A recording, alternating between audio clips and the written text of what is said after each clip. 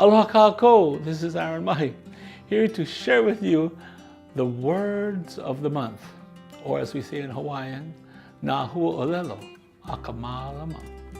We'll be sharing a series of letters, and from those letters we'll derive all the various meanings throughout the month. This first week of the month, we'll be considering a stress mark over the first vowel, A. This is the kākou, or makron. It's pronounced this way, Kāua, Kāua. We have two meanings for Kāua. First, inclusive of two people. So when I greet someone in the morning, just that person, I have to include myself. And so I say, Aloha Kāua, Aloha Kāua.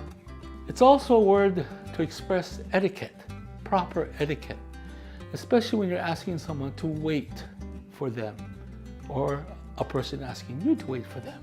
E kāua oia ia'u, e noho iho ia ne'i. Come back next week and we'll show you another combination of meanings from K-A-U-A.